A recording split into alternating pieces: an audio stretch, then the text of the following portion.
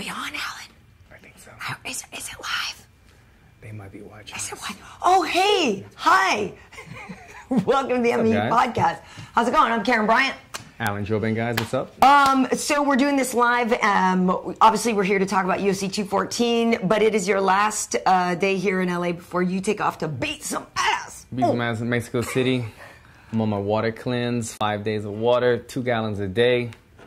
You're making me really have to pee. So what do you put in there to make it? That's because that's like it looks like purple Kool-Aid. I need to be sponsored by Mio. You guys know Mio, the little water flavor? Yeah. If you guys are fighters and you're having trouble putting down the water, Mio makes it so much easier. I feel like I'm cheating, to be honest. I feel like I'm drinking either soda pop or something. Just a little flavor, because 2 gallons of water is tough to put down in one day.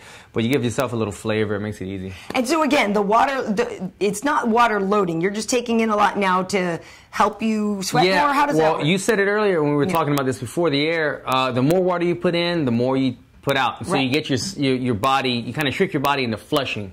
You get it on this flushing system where you're just sweating all the time, using the bathroom all the time.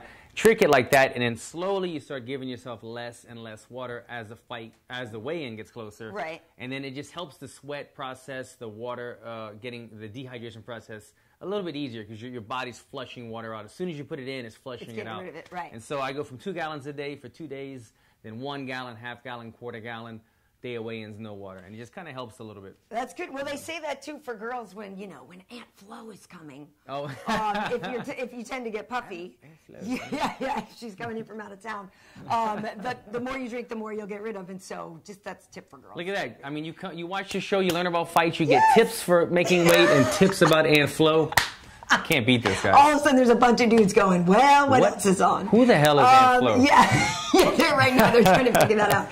But yeah, so you're leaving. I'm excited for your fight. Nico Price, you're the Coco. And Sergio Pettis and Brandon Moreno are fighting in the main event. Yeah. So I'll be working that show at Fox. I'm excited. Cool. Love when I get to hype you up. And people are like, GKB, who are you rooting for in this fight? Yeah. I don't know. I like the Champagne podcast, too. So we got one of those coming up. So do I. For sure. Yeah, I know, right? So, obviously, the big deal was UFC 214. Jon Jones got the title back. You and I were both talking about this before we went on the air. And some people are like, it's just because you're biased and you work with DC. I actually thought DC was doing very well until obviously the kick heard around the world there. I actually thought, he eked out the first round, and the second round was his. The judges, 2 judges gave it 1-1, gave Jon the first round, DC the second, and 1 judge gave Jon both rounds. But I thought he was doing great. You just said 1 judge gave Jon Jones 2 rounds. I didn't see it that way at all. I had DC winning both rounds slightly. The first round was probably the closer round. Jon Jones took DC down, but he popped right back up with the underhook and then landed some damage. The thing that impressed me the most about DC is he just pushed the pace. You got a guy named Jon Jones with the longest reach in UFC, and DC just didn't even care. Obviously he didn't want to play the outside game with him, but to just walk forward, not knowing if there's a strike coming, and persevere going forward, landing your shots, ducking Jon Jones. He did phenomenal in my eyes. He just edged out the first round. I thought he did very well in the second round, landed some big shots. Yep. Jon Jones, as he always does, though, Karyn, he finds a way, the later the fight goes, to kind of adapt to you. And I was excited for DC, and like you just said, that he actually landed on Jon. I mean, we saw Gus do that, but it's not that often that people really crack Jon with something good to the point where you think he really sort of felt that.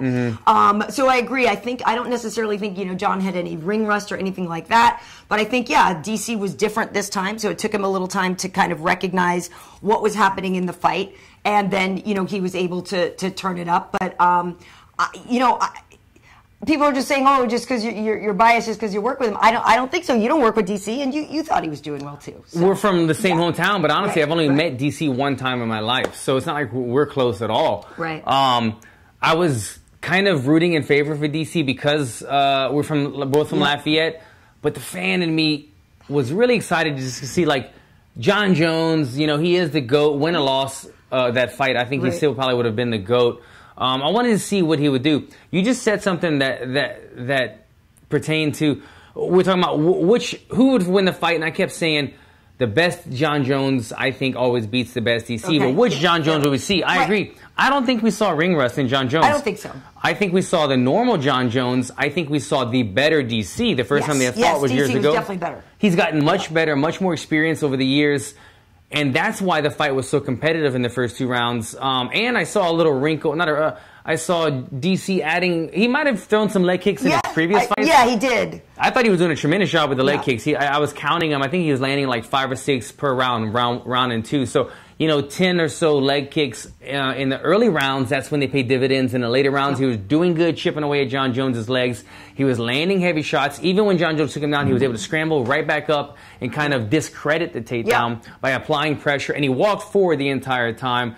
It was a super competitive fight. It answered my question of the much better DC against the good John Jones. They were both on their A game that day. John Jones is just the best in the world. Yeah, I mean, John is fantastic, and it was interesting to watch the fight sitting there with Kenny and Michael. I know there were some things that Kenny had talked to DC about, wanted him to, sort of check those oblique kicks a little bit, which he didn't always do, but then he did, you know what I mean? So John did land a couple of those. Yeah, he did.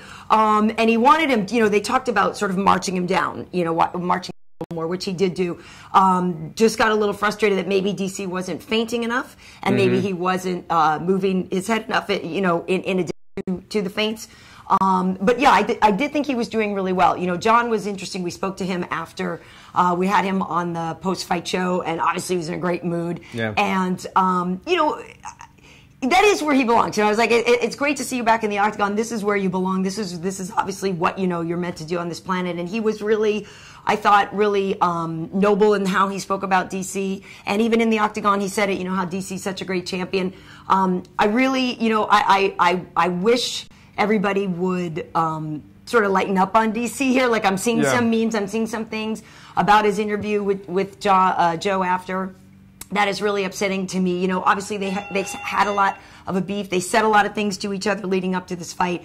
But I thought that John was very honorable after the fight, talking about DC. So hopefully the fans can be that way too. I'm very, very happy, very impressed with John Jones turning over a new leaf. Yeah. He seems much more mature now, right? Yeah, like how could you not be?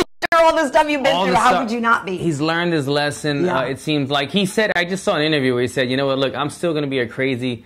MF. Right. But I know now to think a little bit more before I do stuff and to be more of a champion for everybody.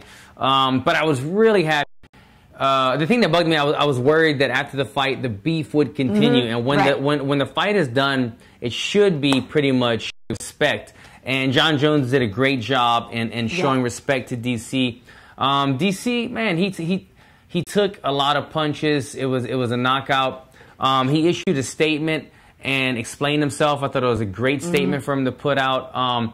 The bad thing about, DC wears his emotions on his sleeve. I know, but that's why he's a lovable guy. That's why he's a lovable guy. And you love him when he does that, when he's chuckling and laughing, and then people get on him when he's crying in front of the TV. And obviously, the memes and everything were out hardcore, today. Cool? But it's the fight game, guys. It's like, I just want you guys to realize this real quick.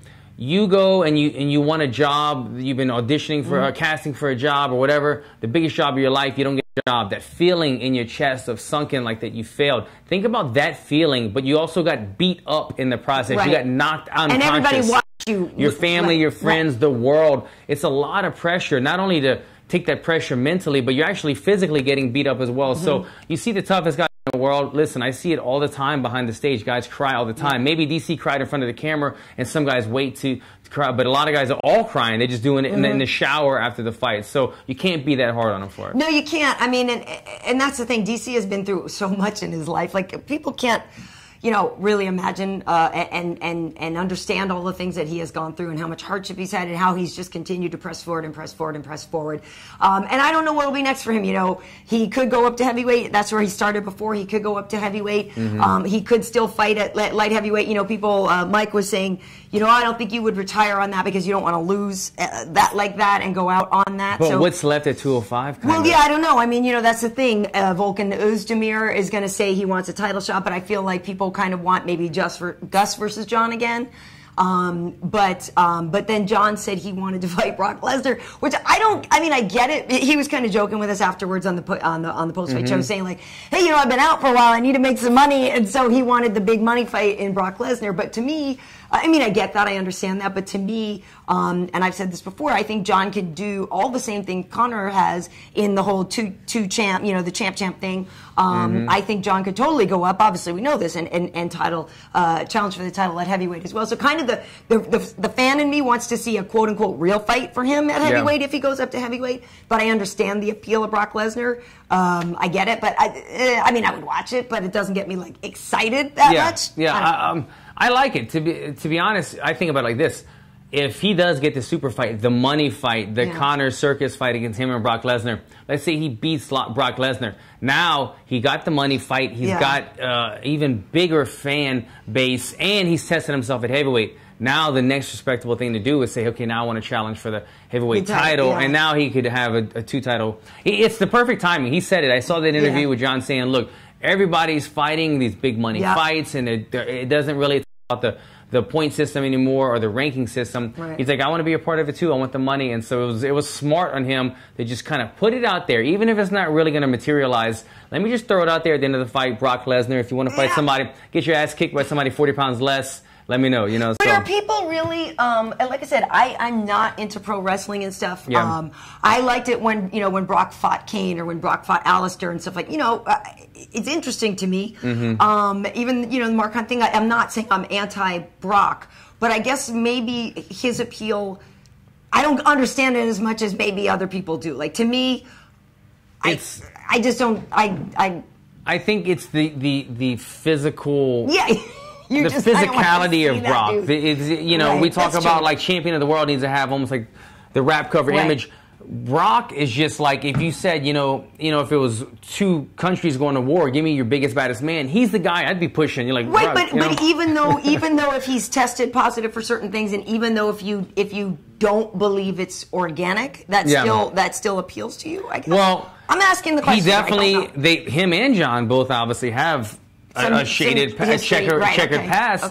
But if they could both go through the USADA testing system and get through the testing system in order to fight clean, then we know that at least that at the time that they're facing each other inside the octagon, both men will be clean, then I'm all for it. And I get it. He's not maybe the best fighter in the world, but he's got the physicality, the look, and obviously it's all about the paper. He's bringing that fan base. I don't even know what the wrestling fan base is anymore, but apparently it's a big one because everybody wants to fight pay-per-view with Brock on. Yeah, I think it's still a big deal, and I'm not saying I don't want to see the visual. If Brock takes John down, what happens, and can John get out from under that? And just the fact that, you know, John is so agile and so creative, and even though he will have a size disadvantage to Brock, like, I still would love to see what he can actually do. Do you know what I mean? I want to see that skill set. Because John's skill set is incredible. I don't know. I guess I would just sort of rather see him in a quote-unquote real fight, like a title fight instead. I don't know. Does John Jones get up if Brock Lesnar is able to take him down? I don't think so. I don't know if anybody, like, Mark couldn't, and Mark is a big, strong man, and Mark could hard time. I don't think John Jones gets up with Brock Lesnar on top of him. You've got a 40-pound weight advantage. And let's not forget, Brock Lesnar is not the most agile fighter in the world, but he's an explosive big man with a wrestling background. He's got the wrestling base. That's all that he really has going for him inside of the octagon. If he gets on top of John Jones with that weight and that wrestling, I don't think John Jones gets up. As creative as he is with his long body, I don't think he gets up. I think that'd be interesting. It'd be intriguing. I want to see it. I don't know if he can get the takedown, but if he gets the takedown, John Jones is on the mat into the bell ring. I know, and John has a junior college wrestling championships, and listen, people are just going, stupid Mark Hunt couldn't get up because he's just big. I know Mark Hunt isn't known as a wrestler. I know that. I know Mark Hunt never wants to be on the ground, but I'm just saying, the way that man is built, you would have thought there was enough power. He's not a wrestler, but he's so compact, and he's been doing this in 100 fights into his career that he knows how to just get the underhook and get up. He had trouble against Brock. Exactly. So, so whatever. I mean, listen. I guess the sort of wrap up on that is, I'm glad that John is back. Hopefully, he can keep it on the straight and narrow because he is incredible to watch in the octagon, and it's been, you know, it's crazy. He's only fought 3 times in like the last 3.5 years or something like that. So hopefully he stays the course, And, you know, it'll be interesting to see what's up for DC. He's not coming into UFC tonight this week, and then we have a week off. But he'll be back after that. So it's perfect for him. 2 weeks to kind of lick his wounds, kind of get the mourning over, and then come back. You know, he's going to kind of reinvent himself. He needs to go and mourn, and then just one day he's going to wake up and probably say, all right, I'm done with it. Let me get back to life. Get back. You know, I'm not going to cry forever because I lost this fight. It takes a couple of days, and once he moves past it, he's going to enjoy just being a normal person for a little while. Yeah, and DC has a lot of good stuff to live for. So that's, you know, that's a beautiful thing. Now, I have to ask, of course, your opinion on the welterweight title fight. It's your division. Tyron Woodley retained this title against Demian Maia. A lot of people, there you go. A lot of people are giving him grief, saying it was boring. But at the same time, you know the dangers when you're fighting somebody like Demian Maia. You know, he talked about fighting specialists like Demian, like Stephen Wonderboy Thompson, where you have to play, you know, you are offensive, but you have to be very mindful of your defensive game. Yeah. And it takes two to tango, you know. Tyron, I don't know if getting credit for stuffing all of those takedowns. I don't know if he's getting credit for how smart of a game he played to undo the game of Demian Maia. But I'm curious what your take is on this. There's credibility on both sides of these guys' argument. When I say both sides, I mean pretty much Tyron's argument and then everybody else that's against him, or Dana White, who's kind of against him right now. Yeah. Tyron did a phenomenal job stuffing the takedowns. He stuffed all of them. He did. I said it was like a Thanksgiving side dish, just stuffing. This was my cheesy. That was funny though. You guys thought about that one? I said that. It was funny to me saying we stuffed all the takedowns. The king of the pun. I know. I like a good pun. You and Kenny go back and forth with those. We do. He stuffed them all. He did a phenomenal job. I see both sides of it. Look, I'm watching the fight. The fans are booing. They're like, you suck, Tyron. They don't know what it's like to be in there with a world-class jiu-jitsu guy. And you know, if it's a guy, as soon as he gets his hands on you, and that's all he wants to do. There's a 75% chance that you're going to lose. And that's the only thing he's thinking. So I get it. You have to fight a certain way. So I credit Tyron for doing that. And the other side of the story that I have to say is he had opportunities. And I'm not trying to mimic what Dana White said. Oh, he could have finished him in the first, couldn't finish him in the second. He did have opportunities, though, when he was hurt in those early rounds. He had hurt him.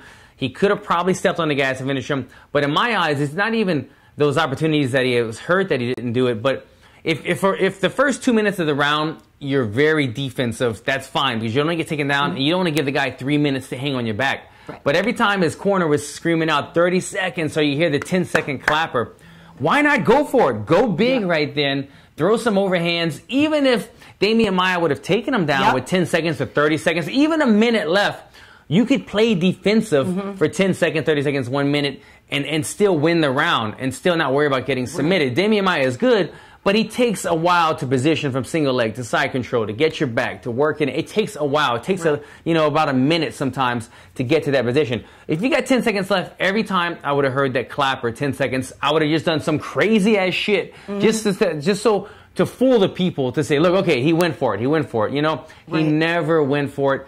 He played it too safe. And at the end of the day, Dana White is right. If people are booing, they don't want to watch you fight. How can everybody get behind you? And they promote the big fights. Yeah, it's tricky because I agree that there were moments where I thought, oh, why didn't he just kind of go in and blast him a little bit more? I agree that there were times when I thought that he could have finished the fight.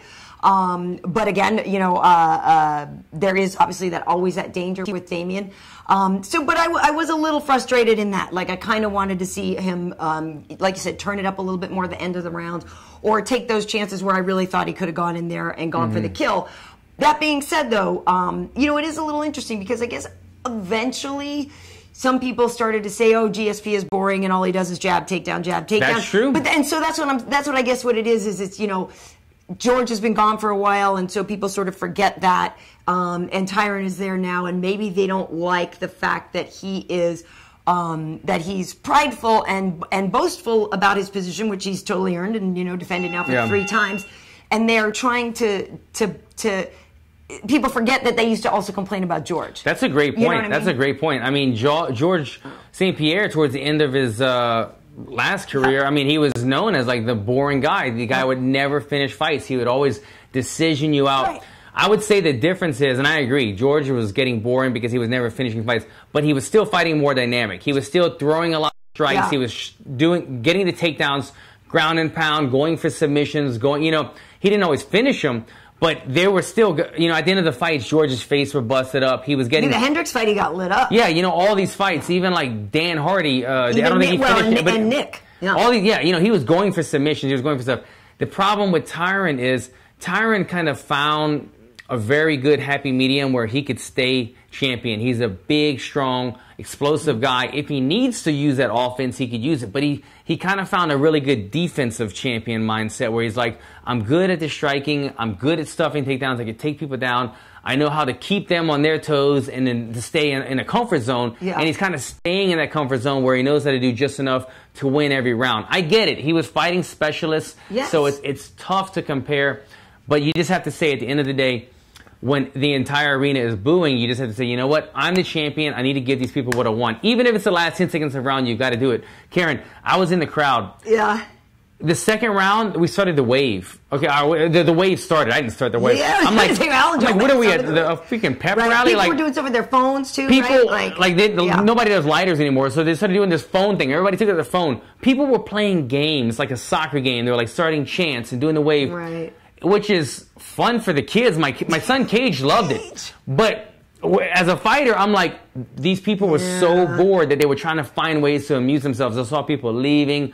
It was not the kind of fights. Tyron's a great champion. He's a really great dude. Yes. People give him a hard time. He just needs to say, you know what? I need to play it safe, but find a way to play it safe and still give the people what they want. But if you're the champ, let's say you were in there, let's say you're the defending champion and you heard a couple of boos and you saw the wave going, you're going to say to yourself, well, F it. Let me risk losing my title because the dude in 27A is bored.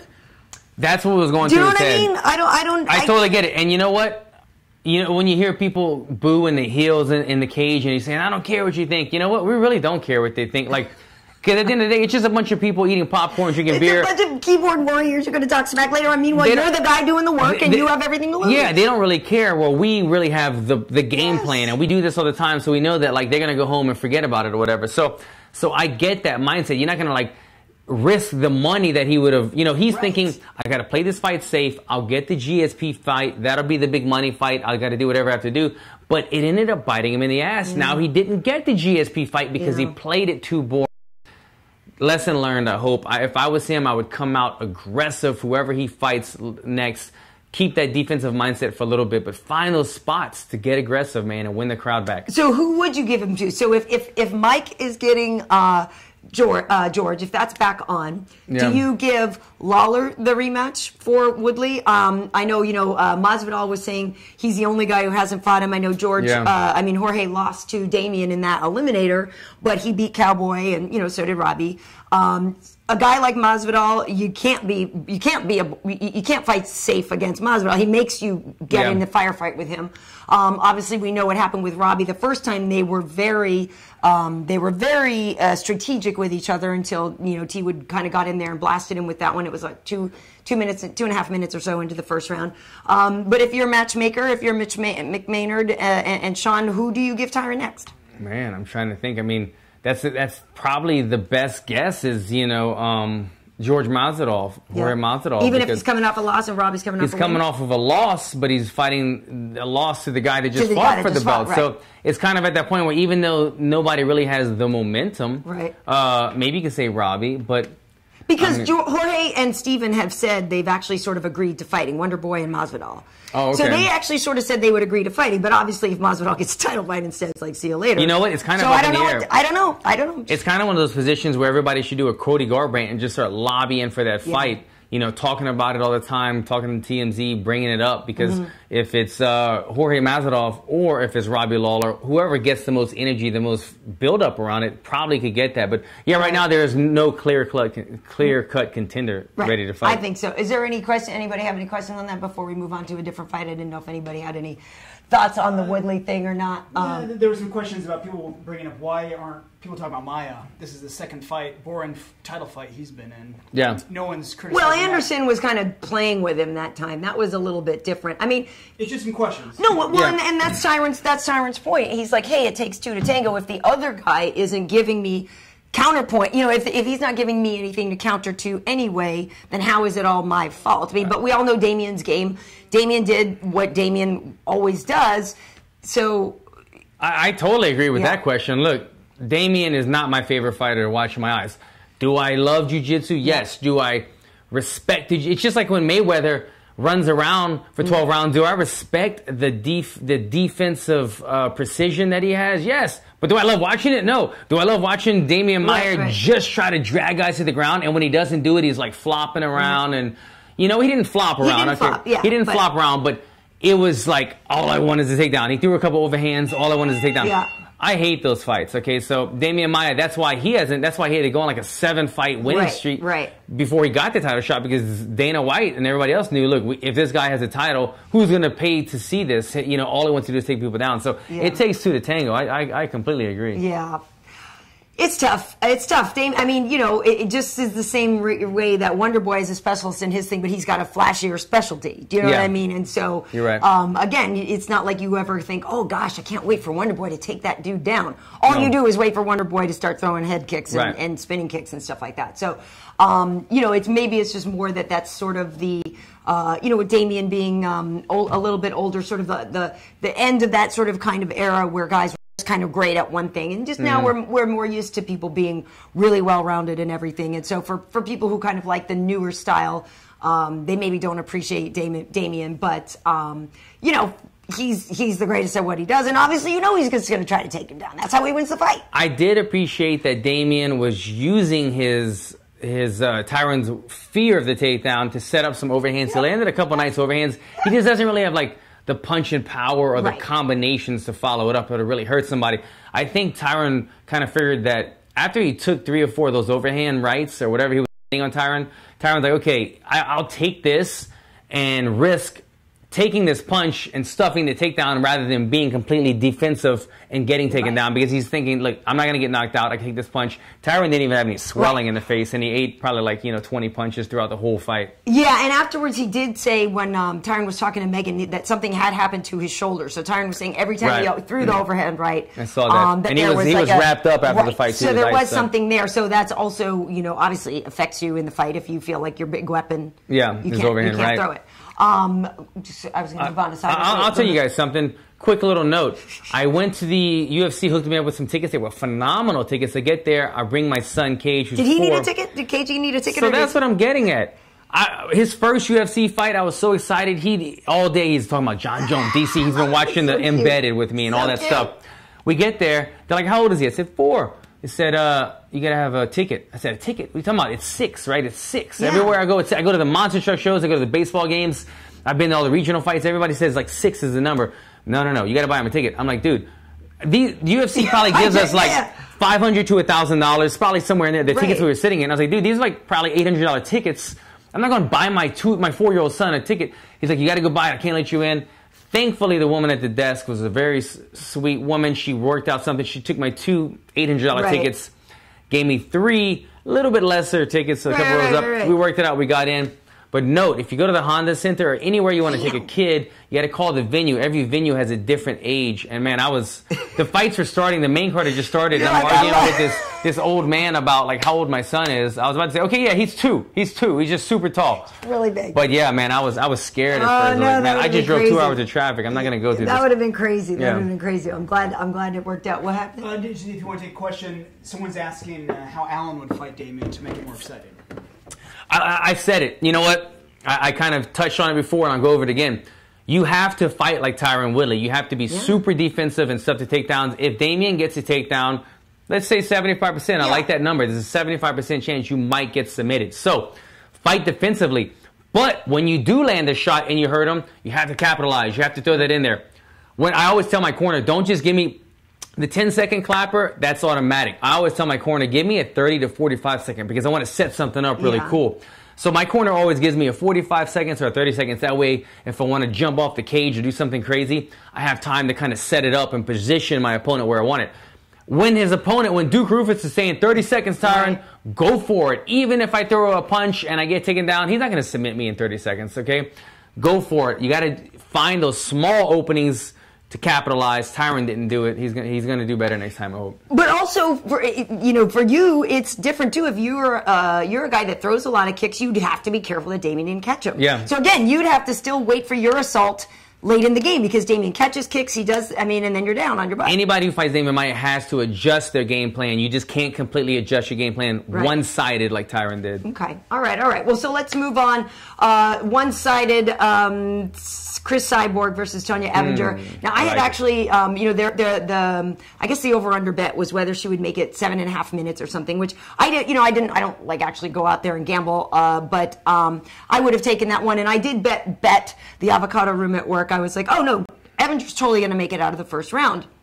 And a lot of people didn't agree with me. And I was like, no, I think she's way tougher than Lena Landsberg. No disrespect. Both women are tougher than I am. But I said, hey, she's tougher than Lena Landsberg. And I don't think she's going to be that easily dispatched. And she wasn't. Obviously, it took Cris to the third round to be able to get rid of Tonya. Now, that being said, she wasn't necessarily implementing a game of her own. She was just basically taking whatever, and surviving what Cris was doing. Yeah. But I wasn't surprised that it went as long as it did, knowing how strong Tonya is and how tough she is. But with Cris also too, it did. You just sort of felt like it was a sense of the inevitable. Like when is it? That's when is the it word going on my mind. It had a feeling of inevitability, if that's even a word. It is. The entire time, it was like she kept landing. Cyborg kept hurting her. She did a really good job. I think she got Cyborg down at one point for a little while. She did, actually. Yeah. Cyborg, so that was kind of fun to kind of see the tables turn. You haven't really seen Cyborg. She's always in such a dominant position. Just to flip-flop it a little bit and kind of see what she does. I know Cyborg was even saying before the fight, I'd like to show you guys some of my ground game and everything else. Everybody thinks I'm just this aggressive striker, but she's actually got great throws, great judo throws. She's strong on the ground. She showed a little capoeira at the weigh-ins. She does a little bit of everything. You got to see that she has a very good likability of likelihood of staying the champ for a long time because she can get in a bad position. She's not just an aggressive striker. She's well-rounded everywhere. She was putting a hurt in on Tonya. Tonya's a tough girl. Yeah, and the thing about it is we were wondering if Jermaine Durandamy was watching that fight going, oh man, I actually maybe could have done better. Yeah. Obviously Jermaine is a striker, whereas Tonya's more of a wrestler, and so it would have been a different fight because she would have had to go in there and try to lay hands on Cris. Much more intriguing matchup on the feet. Well, well, that was the whole thing. So Cris said, hey, she'd be willing to fight Holly Holm, which... She called her out after? Yeah, so I would watch that fight. I think that's an interesting fight. I think Holm was there, too. Yeah, and yes, she was. And Holly, being that striker, she's going to throw different things. And, we know what she did to Ronda. I think that fight, while Cyborg was very dominant, obviously, might have actually encouraged some people, though, to say, hey... now I actually got to see more of Chris's game. Because the other thing, too, is, it was like that when Jon Jones first came on the scene and he got rid of people so quickly that it was almost like, how do I prepare for this dude? Because there's only a minute and a half of tape on him. Do you know what I mean? And so that was the same thing with Cris.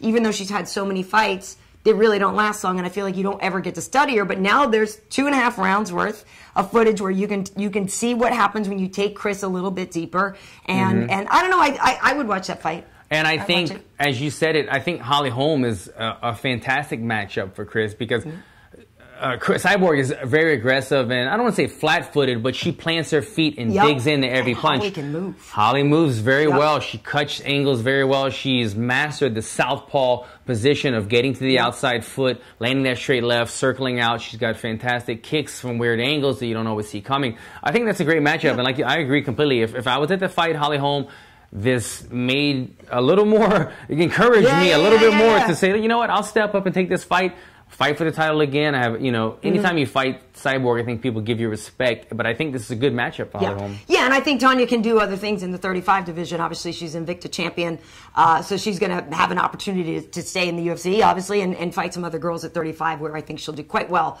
with that very solid wrestling of her. She was a 35 champ in Invicta. Okay. But so, yeah, I think she can be successful in the UFC, so I guess it's sort of up to her how I don't know how many fights they gave her, but I would believe that she'll just go back to 35 because that's her weight class. And to put a stamp on it, people were saying she was like a punching bag, but she also lasted the longest that we've seen anybody to credit what she was saying. Totally. Everybody's been just taken out by Cyborg, and she went with it. Was it 3 rounds? 3 rounds, yeah. 3 rounds with her, and she hung with it. She showed that Cyborg not gonna. It's not like everything's one punch knockout. She took a lot of punches, kicks, everything kept on coming. So Cyborg is human to these other girls. She is human. All right, so I got to get your take on Lawler versus Cerrone. I had it rounds 1 and 3 for Lawler.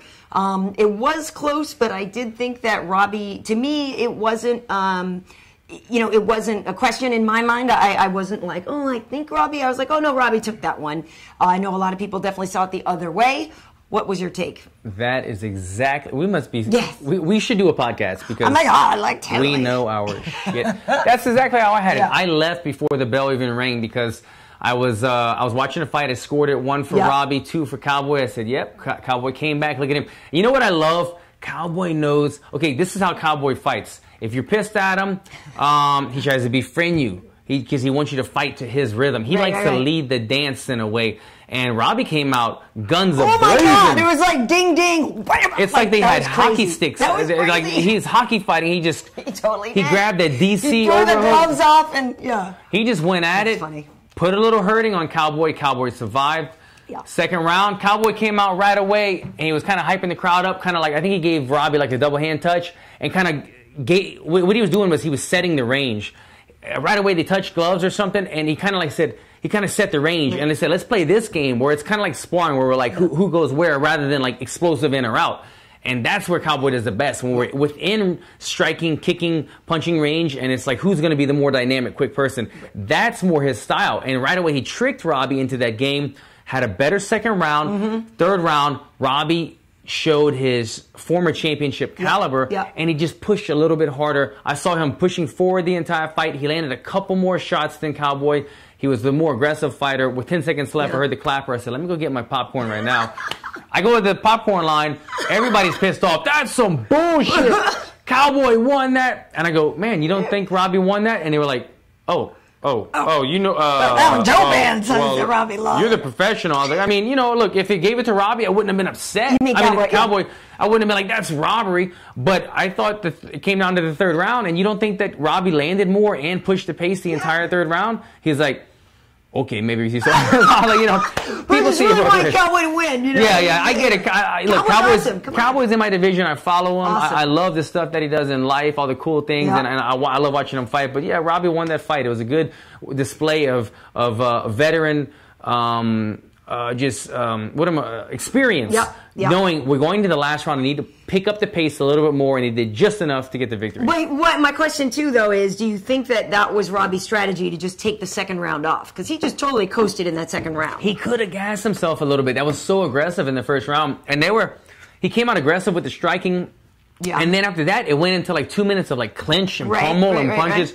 That's so taxing on the arms and the body. He either, I think, could have gassed himself out a slight bit in the second round, maybe take a round off, or it could have just been Cowboy being, in his experience, like I said, coming there and saying, all right, screw that stuff. Right. I'm just going to say, hey, let's play the tic-tac game. Right. And they went, punch for punch, and that one, Cowboy gained the momentum. Robbie said, no. Third round, no. I'm pushing forward, typical Robbie fashion. Well, and that was the thing. We know that Robbie, the later a fight gets, the more Robbie turns into like Rob Zombie. You know what I mean? Like, aggressive Rob Zombie. Right. Aggressive Rob Zombie. And so I thought part of it was, maybe he got burnt out, or maybe that was just his strategy. Let Donald sort of work more in the second round while I just kind of chill, and then I press it in the third. But we were all joking. We're like, let's call an audible, 2 more rounds. Yeah, right. You know what I mean? That was the one thing that I was a little bit bummed about, is that it didn't get to be a 5-round fight. Yeah. But I'm happy that Robbie is back, and maybe also part of it too was, he did come out with that blitz. He has been out of the octagon for a year, so maybe he blitzed to sort of shake off any sort of ring rust there would be. I don't know, but I liked that strategy. And it could have also been strategy against Cowboy. That we've seen Cowboy. He can be a kind of a slow starter sometimes, we saw it in Dos Anjos fight, and so he was probably thinking, let me just get on Cowboy right away, see if I can take him out. Plus, Robbie is a southpaw. Yeah. Cowboy is known to have kind of weak in the body. Maybe that was part of the game plan, and it just, he wasn't able to put him away, so he had to ease on the second round. Yeah. Well, I'm happy that Robbie's back, and maybe he'll get a title shot again. Maybe it'll be, maybe they'd make him fight Masvidal or something. I don't know, but I'm just happy he's back. Yeah. Bunch of ATT guys. I know. Well, but Robbie left ATT. Yeah. And Tyron does a lot of with Duke Rufus and stuff too. So kind of moving around there. And I don't know. Well, go ahead. There's just a question of how. Alan, how would you handle that blitz if when Lawler came in, and have you had to deal with that in a fight before? He would call timeout. And whoa! We're not even gonna dance around. I like how we handled it well. I mean, I don't want to say there's a specific way to handle a blitz. If you see somebody coming top heavy, there's always the option to shoot. I'm not really much of a shoot early, and I don't love to shoot at all. But Cowboy did try to utilize that in the fight. He had 3 or 4 takedowns that he tried to time. He wasn't able to land them. Robbie has pretty good takedown defense. But that's one way to do it. When you see somebody coming and they're definitely committing to the punches, try to go under, try to get that takedown. But if that's not there, weather the storm, man. You just have to kind of roll with the punches, shrug them off, let them deflect off of you. Right. He didn't really eat anything solid. You saw after that initial blitz was over, he had a little bit of wear and tear on his face, but he wasn't like down for the count or anything. So I thought he handled it really well, doing that, just rolling with the punches, weathering the storm, and then finding your rhythm. Yeah. In other news, I was quite surprised by the Volkan Ozdemir KO of Jimmy Manuwa. Manuwa in that fight. Volkan now has 2 of the fastest knockouts of the year or whatever already. That's 2 from him. So that was sort of cool, unexpected. He's doing well. He's just sort of still a little like, who's that guy? Yeah. Is he the same guy that debuted at heavyweight, knocked out the guy? I think the same one. I forget, because he's had he beat Misha Serkinov. He knocked him out, and people didn't expect that. Just people were kind of already looking at Jimmy Manuwa to be one of the next guys up. So good for him. But I actually was really fired up for my boy Ricardo Lamas there, taking out Jason Knight. No, I had nothing against Jason Knight. I just think it's interesting with Ricardo Lamas. He was ranked number 3 in featherweight division before this. The guy has had a chance to fight Aldo, and he's up there at the top of the division, and he's one of these guys that people don't really talk about much. Right. He's the underdog. So he was the underdog in this one at a +100 to a -130 for Jason Knight. He's ranked number 3 in the world. Knight was 15.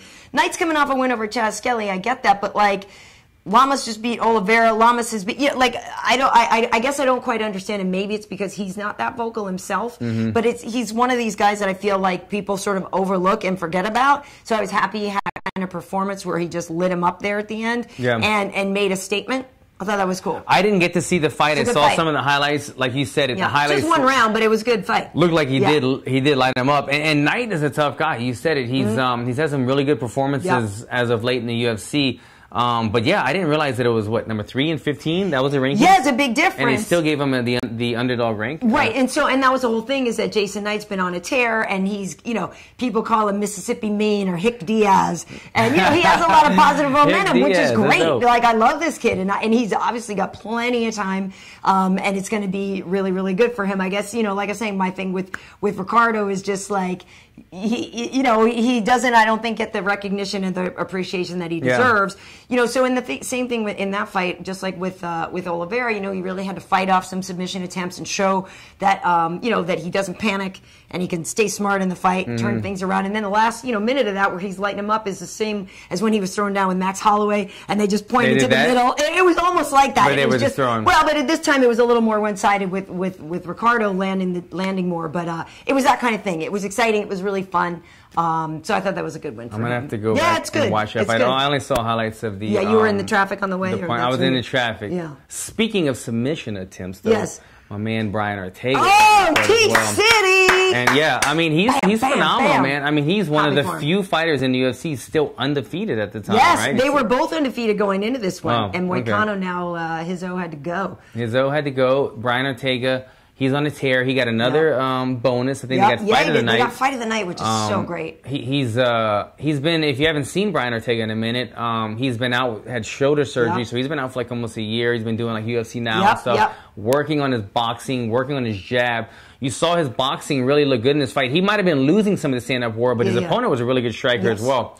But even though he was losing some of the stand-up battle, he was always in the fight and showing a dynamic to a new wrinkle in his game that he's well-rounded, and he's very quick, he's very athletic, and his striking is getting on a high level. His boxing is looking very good. But if you take him to the ground, the man is phenomenal. He's named T-City for the triangle choke. He's got triangles from every angle, but he's got good guillotines. He's a very long, lanky fighter at that weight class. And man, when he sinks in a choke, I mean, the guy, his opponent tapped right away. It was so fast. Really fast. No, I was psyched for T-City. Like you mentioned, we work with him sometimes at UFC now. He's a great guy. And, you know, like with you, when you had your injury before, and you see these guys, you see how itchy they are. And I think we were working the day he found out he got the fight or something like that. Yeah. And was just so happy, and he's just been dying to get back in there.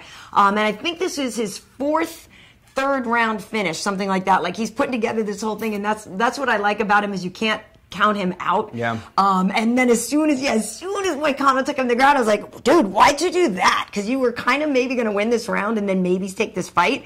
And as soon as he went down, like so fast. Don't go to the ground with them. But So then fast. also, what's his name? Clay Guida. Yep. Clay Guida, who's known Yep. for taking people down, did not take him to the ground and got knocked out Yep. on the feet, I believe. So That's right. it shows Brian Ortega is a man on a mission. Yeah. Man. Look out for him. You guys should keep your eyes on T-City for sure. Was that? Alan, someone's asking, since you know him so well, do you think Ortega sounds like Hiron or Henry Gracie? Well, he's with them all the time, right? Yeah, So- right.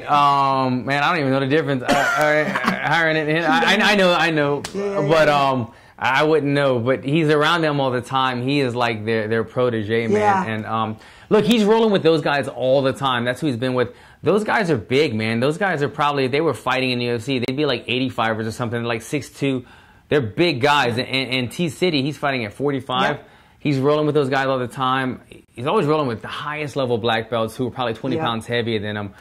So he takes after him a lot. But that's why he's so strong on the ground, man. He's just been brought up in excellence in the jiu-jitsu world. And T-City also, just outside of fighting, he's a tough dude. He hangs Yeah. with some tough people. He's been in some interesting situations. Don't let in the his long life. hair, blue Exactly. eye, good California good looks fool you, Yeah. man. He'll go a He's little gangster on hard. you. He's Yeah. hard, man, for So, sure. I don't know if you guys heard backstage, he was talking about his weigh-in. Who T-City was? He was the last one to weigh in. Yeah, Oh, what I heard happened? that. I didn't. It got down to the 30 seconds.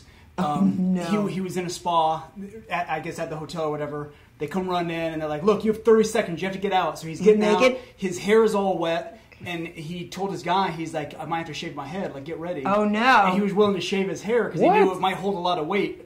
And Since he was so wet, he yeah. was just exactly 1 pound over, so he qualified for the fight. Oh, my man. God. He was ready to shave his head. Not the locks, man. Yeah. Man, no. You might have a Purse That'd be Plus like- commercial for Elias, Right, like Elias. right. Yeah. And that could be that could be Samson with the hair. Like, that would have been crazy with But the he was willing to, he said, look, I was not going to miss weight. T-City's like, oh, And it all hell happened nah. because he weighed in at a friend's house the night before. Yeah. His friend's scale was off. Of course it was. Yeah. So he thought he was on weight. Of course it was. Always. I bring my scale with me to every fight. Now, I've learned that the scale that I have is always a little over a pound over. So whatever it's saying, you use your scale just to gauge, okay? Right. Whatever it's saying, don't really believe that, but know that, okay, whatever it's saying, I've lost a pound every day, Yeah. and that's the goal. But the day of weigh-ins, you check that scale, you go to the official scale, Right. you check that one, Right. because they could be off. Wow. Yeah, he didn't know. T-City. Also on Vulcan, yes. as his fight was Vulcan. ending, Anthony Johnson was Oh, yes. backstage. He So- was just praising him, said he trained with him He all liked the time. Uzdemir? Oh, he said, yeah, that guy's got Yeah, knockout so there's a power. whole interview with Rumble Johnson that we have either on our Facebook page or it's on the Karyn Bryant YouTube channel. So Rumble was there and he was talking about obviously Vulcan. He had given his prediction for Jones and Cormier. He also talked about, is weed business or just weed in general?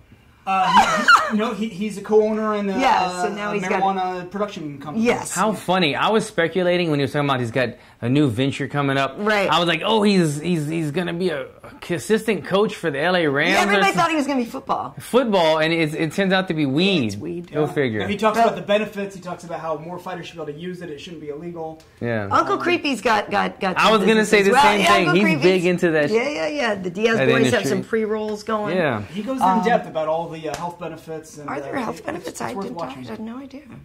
Chillaxing.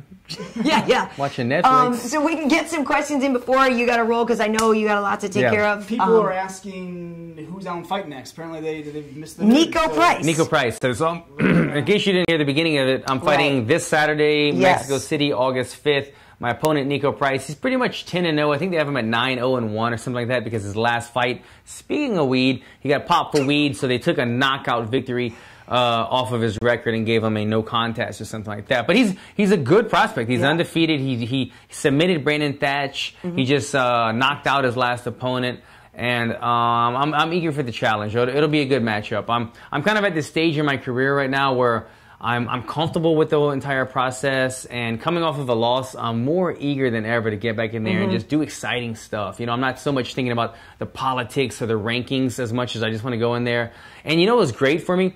Being at UFC 214, seeing it from the other side of the camera, you know, when the guys come in and they step in the octagon and they acknowledge the crowd, it makes you unite with them, and it makes you kind of say, okay, let me watch this guy, and things like that. Just seeing what I should be doing as a professional from the other side, it adds little things to my game of ways to make it exciting. Watching the Tyron Woodley fight, and I'm thinking, all right, 10 seconds, just do something crazy, Tyron, but he didn't do it. I know he's playing it safe, but from a fan's perspective, there's so many things you could do. You want to win your fight, but you want to win over the crowd, and there's ways to do it when you're in an arena full of people, full of people watching you. And so there's little things that I took note of, and it brought that fight energy into my system. So it was a good thing. But that's flip kick. Yeah, nice. Yeah, so Wade, we'll be putting this out later in the week, or very soon, obviously, because Wade went down to Black House and filmed with you. But you know, the thing that's interesting though about that is that, like you said, it takes getting to a certain point in your career to be able to say, hey, I can really take in this moment. I can be present in the fight while there's somebody swinging leather at me, but I can also be present for the whole entire moment. That takes a lot of maturity. You're absolutely right. I used to say this in my interviews a couple years ago in my first year in the UFC. I would say I get tunnel vision. Once I find whatever confident energy that I want for my fight when I'm waiting to come out, before they open up the curtain, before I make my walk, I find it, and whenever I'm confident, I say, okay, everything else is blocked out, and I want to keep that energy until I get inside the octagon. That's still true, but now I realize, you know what? I'm going to perform. I'm comfortable with this. I know how I'm going to react, and I've done this enough times that I could take in the crowd. I could build from that. I could try to let my character respond to the energy rather than blocking it out. And so it's like you said, it's an experience thing. Yes. Well, I will be in the studio at FS1 doing this show. I'm very excited about it. You know, no offense to the other guy, but clearly you guys know who I'm rooting for. So that'll be fun. Any more questions here before we let him get out of here? Let's see. Alan, you know, I was down there. I got a little clip of your team. If you just talk about them, and you have Cormier down there. Cormier's been at Black House. He's got ADCCs coming up into the year. If he wins this one, I think this will be his third or fourth ADCC win, which is, I think, haven't been done yet. Amazing. Plus, he's also won every other jiu-jitsu competition this year. Yeah, this year he did basically the Grand Slam and won every single thing. So if he wins at the end of the year, he will pretty much be the GOAT, the greatest grappler of all time, you know, on resume at least. And I love having him here. He's a workhorse. If you don't know Cormier, you're not in the jiu-jitsu world. But the reason that he is so good is because they say drillers make killers. He's like that. He drills. He wants everything to be perfect. He asks questions. He goes back. He adjusts. He wants everything to be perfect, and he's just nonstop. He's over at Black House wrestling with all these MMA guys just to work on the takedown aspect to prepare himself. But yeah, we got a bunch of guys who've been training real hard over there. A bunch of exciting fights coming up out of Black House. And I'd asked you this before. Do we know when Lyoto's coming back? I don't. Isn't it supposed to be sometime later this year? I would think soon-ish. Yeah, I don't know now. Oh, we talked about it earlier. I don't know. A couple weeks ago, we showed you guys we're gonna do a little skit. We're still gonna get this thing going. It was on our little take a break. Yes. My favorite things. That's right. I was gonna bring it up. Was the truck. You know what your boy did. Your boy went and pulled the trigger on it. I found one. I love it. Down the street from me. I say down the street, like, 30 minutes away. There was a 56 Ford I was aware of. I went over this weekend, made the guy an offer. He accepted it. I got the truck. It needs a lot of work, but it's still a beauty. Great. It's a beauty. You know, these things, there's not that many of them left. And I kind of figured, why wait till I could do everything all at once when I could just grab it now before, they're all gone. And then slowly, after I win this fight and I get my performance bonus, then I'll put the paint job, then I'll do everything to it. So I got my truck. I'm happy about that. And then I'll be happy to be driving it over here one day. I love it. That's awesome. And lastly, Karyn. This was dope. I love this interview, man. I thought it was great. And Charlize. We were watching it and like, my son's like, oh, I recognize her, and like to see you, you know, working with the celebrities. Yeah. You always work with us little fighters, but no, it was great. It was cool. I like the look, the outfits, the lighting. Thanks. You know, well, cool. Well, so she has that movie Atomic Blonde that just came out this weekend. I didn't get to see it yet, obviously, because I was working all weekend. But yeah, we did that because we were kind of integrating some things from the movie into you know, the broadcast, and she was so cool, and she really does respect what you guys do. I mean, that was the whole thing, is she had to train, you know, obviously a lot for this movie. She's trained for things in the past. And she would go to fights prior to this movie anyway. She's always been a fan. But, you know, she trained for, you know, like 2.5 months for this. And she, you know, is talking, sounds like you guys, where you're like, some days you just can barely drag yourself out of the bed and da-da-da. But then it gets to a point where your body starts to get in that zone and it's responsive and da-da-da-da. So she was so cool, but really truly has such an appreciation for what you guys do and really recognizes it as an art form. So that interview, we have it on our MMAHeat.com. And she was just really, really cool. I was happy. I had interviewed her years ago. You know, I used to do entertainment stuff before I switched to sports in 2006. But she just was great. She was super cool. And she's a legit badass. Yeah, it was a good interview, and it got me excited about seeing the movie. And from all of her little quotes, saying, you know, apparently she does like all of her own stunts and everything. And she may or may have not beaten up some of her stuntmen. I know. I'm curious to see some of the fight scenes, how it went. I love it. So for next week, so you're going to Mexico City tomorrow, and we'll pass each other in the planes, because we're going on vacation to Mexico. We're going to take into Mexico? Every now and then you need a vacation. When are y'all leaving?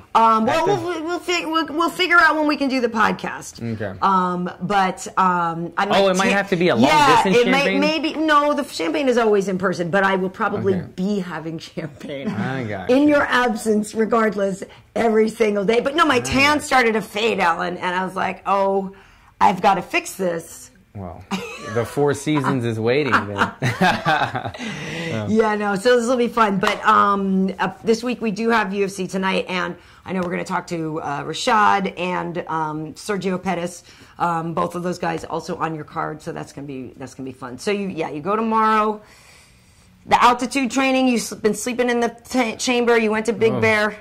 Did it. I'm prepared. I'm ready. I can't wait to, after this fight, take down this altitude bed that I've been sleeping in and just sleep in my normal bed. Boy, in the plastic bubble. That's it. Yeah. Just sleeping in a plastic bubble with no ventilation. It's hot and yucky. But yeah, I'm prepared for this fight and ready to do it. Nice. All right.